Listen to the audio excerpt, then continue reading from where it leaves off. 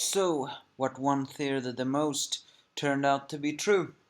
Yeah, she did die back then. Granted, it was a mortal wound, and her death drove her sister to become even more insane than that mad doctor already manipulated him to be. Who am I talking about? I hope I'm talking about Corona. You all recall those twin sisters that were apparently floppies by that mad doctor? Well, apparently one of them is now on the island, has been following them, and it seems that her Kajune has evolved. It almost looks exactly like Eto's, probably hinting that she has also been resorting to extreme amount of cannibalism to Kajuka. And it's apparently Karuna because the way she talks. If I recall, wasn't it Shiro the one who got a fatal wound and the mad doctor refused to heal her? But the sister refused to abandon her sister.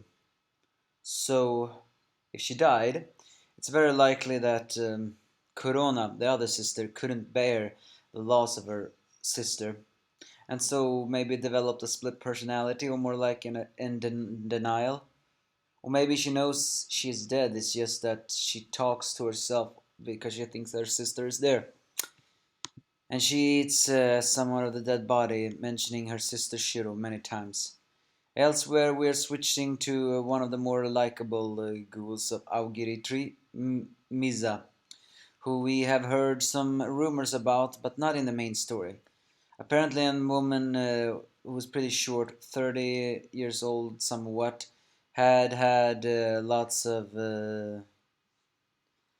Was apparently a rival to the Bin brothers and wanted to be a mother.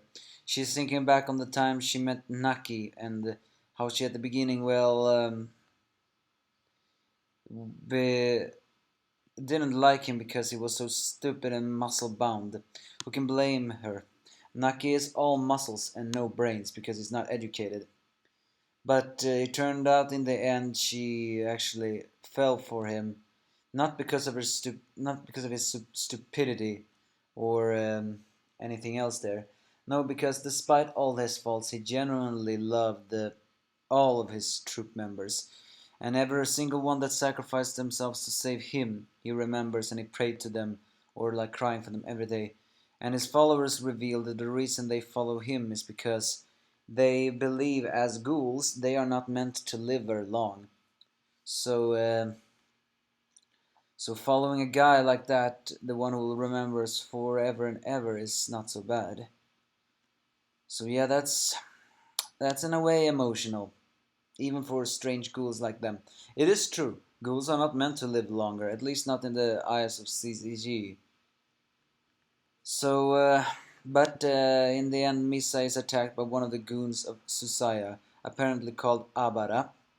It turns out that also in another history of Misa, she come from a clan of short ghouls. It's turned out that her short stature is not because she's short, it's because she is dwarfed. She's a dwarf, or something like that.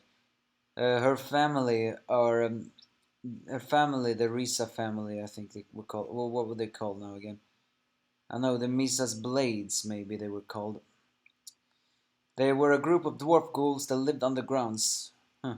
Why am I getting a mole-like thinking from them?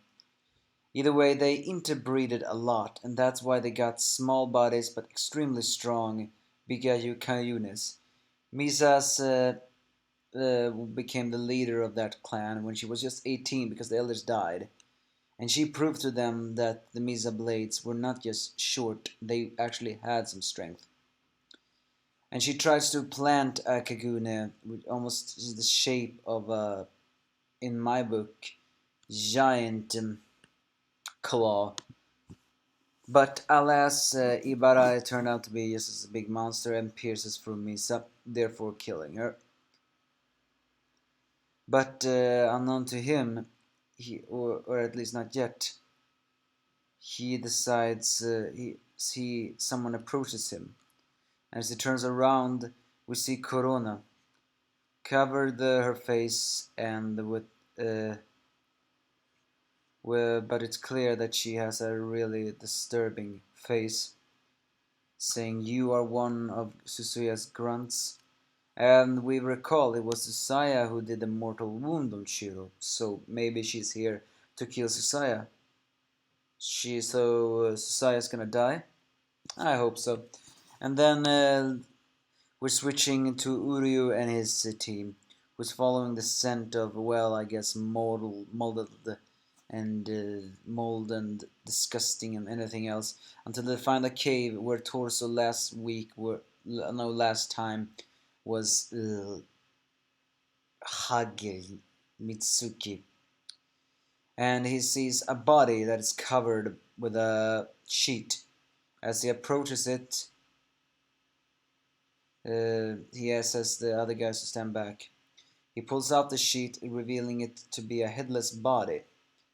But what I'm asking is that the body of Mitsuki? Last time, if I recall, Mitsuki's legs were cut off. The arms were not cut off, were they? I mean, it wouldn't surprise me if this is a troll and it turns out that Mitsuki, if that is Torso. Because the way Mitsuki uh, was tortured by Torso and the fact of what Mitsuki's past and all that, it wouldn't surprise me if Mitsuki would become some extremely psychotic person after that. I mean, I won't complain if that's Mitsuki's headless body, but it will also be extremely tragic if that is true. But granted, how this manga is heading, it's very clear that whatever is tragedy awaits, there's gonna be something else. If that is Mitsuki's headless body, then can somebody for the last time finally kill off Torso? That sick bastard is actually getting on my nerves. And not because he killed this person, but because he's just so bizarre in his emotions. Also, if you all recall, Hebi, well, I forgot his name, Naka, or whatever, he was hunting Torso. If anything, I suspected he to be the one to kill Torso, because we still didn't know why, but granted how Torso was, I think I know why. I think Torso killed his girlfriend. Because wasn't that girlfriend just his ideal girl? We won't see who it is yet, but if anybody remembers if Mitsuki lost the arms, then yeah, that is one. And also, or maybe it's just one of Torso's leftovers girls. Ugh, truly, this chapter was no stranger on the horrible of disgustment. The real emotional part was Misa's past. If you think about it, she only wanted to be a mother. Then her story is way more sympathetic than most Aogiri. And Naki may be weird, but in the end he genuinely loved all of his goons. Or maybe we should say friends. Give me your thoughts if you have any.